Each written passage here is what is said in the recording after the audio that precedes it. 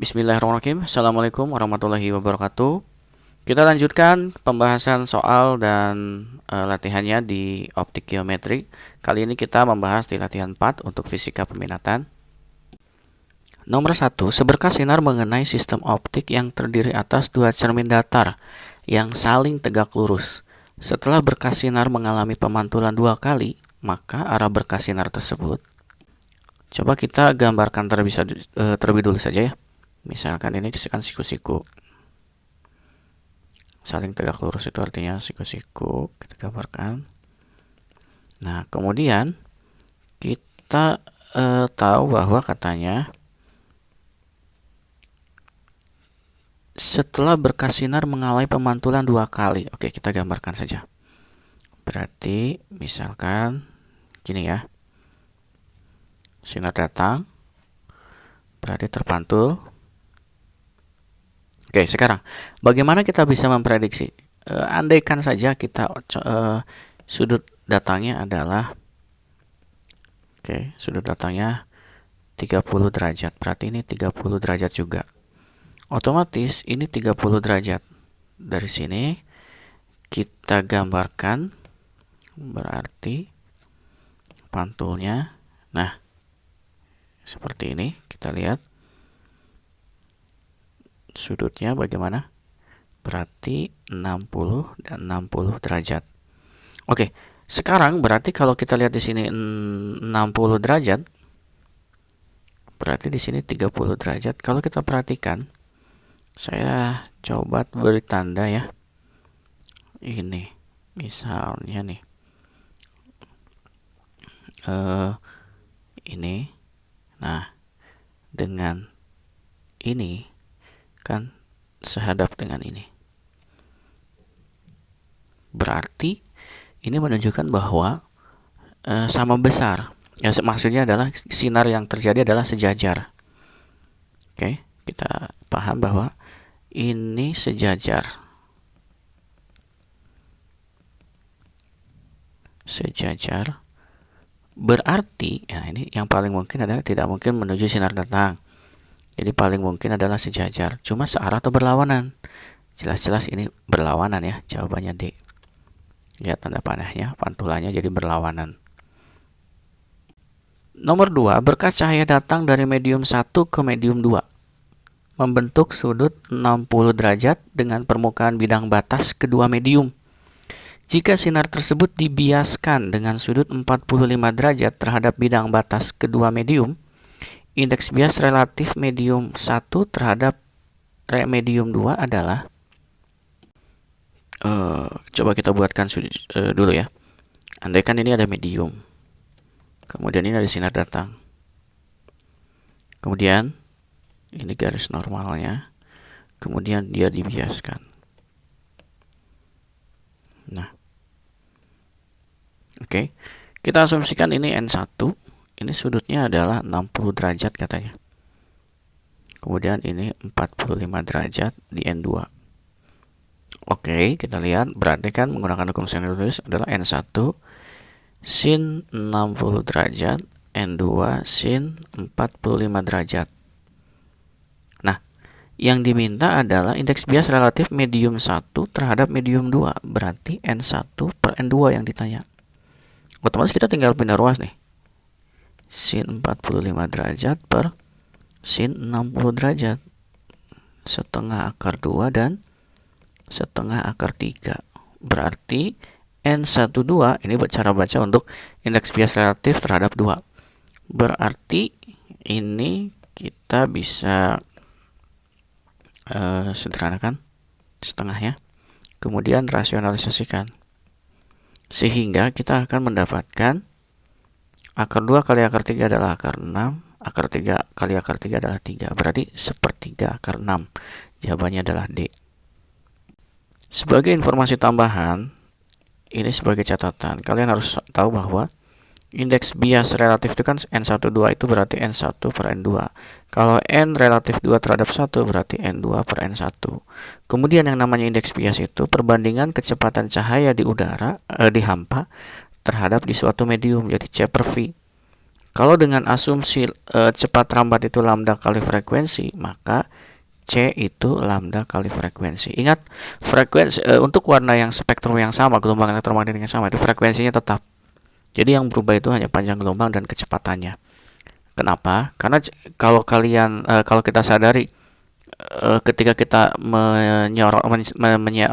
memancarkan sinar gitu ya, dengan menggunakan suatu senter gitu, misalkan warna merah ke air, maka di dalam air sinar yang berwarna merah itu akan tetap berwarna merah, tidak akan berubah menjadi kuning atau hijau. Kenapa? Karena frekuensinya sama.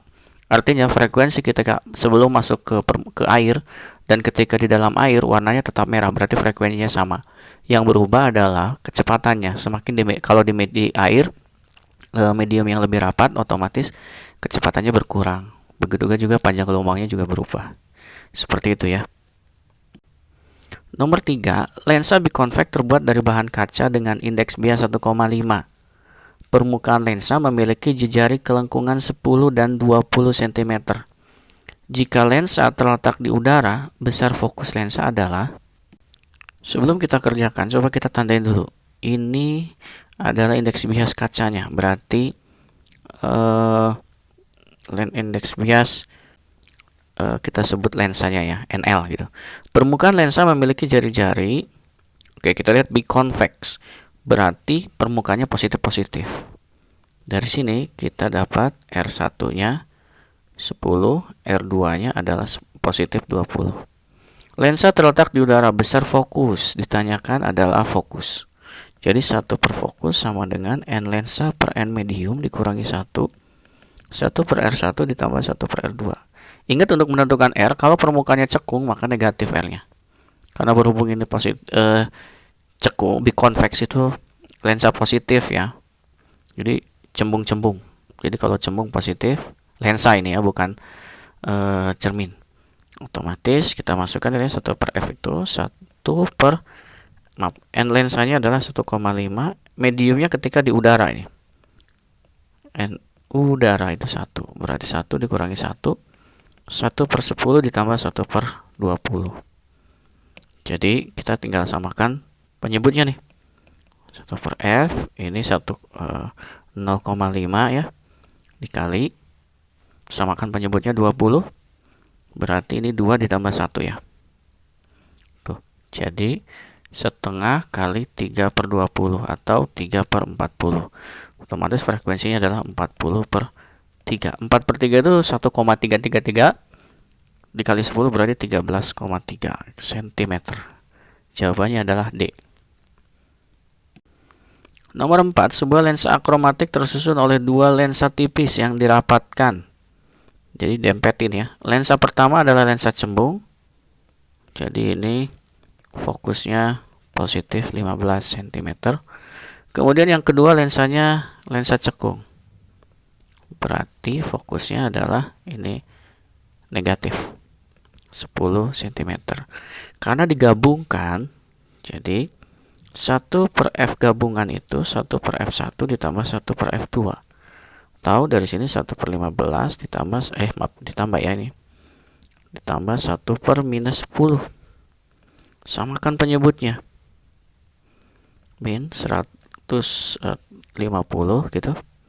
Berarti ini min 10 plus 15. Sama dengan 5 per minus 150. Berarti fokus gabungannya adalah tinggal minus 150 per 5. Jadi minus 30 cm.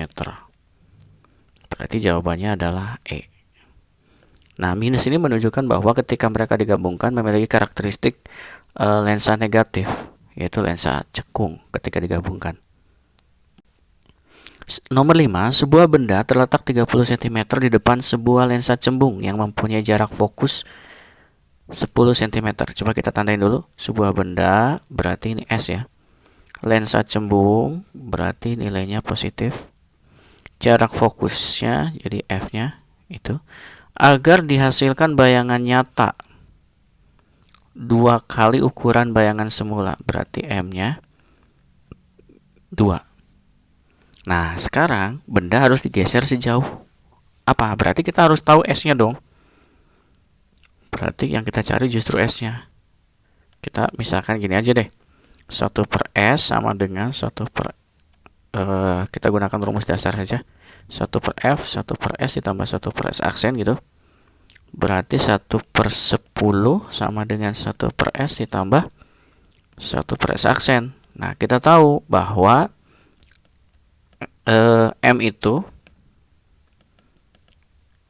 S aksen per S. Karena nyata jadi positif semua. Berarti S aksen sama dengan M kali S.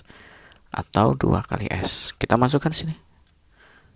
Substitusikan 1 per 10 sama dengan 1 per S ditambah 1 per 2S. Jadi 1 per 10 sama dengan ini 2S, 2 ditambah 1 atau 3 per 2S. Nah, berarti kali silang 2S sama dengan 3. Berarti S-nya, maaf 30 ya, S-nya adalah 15 cm. Nah, dari sini awalnya 30, agar memiliki pembesaran bayangan nyata 2 kali ukuran semula, kita harus ubah posisinya jadi 15. Berarti digeser bagaimana? Digeser 15 cm.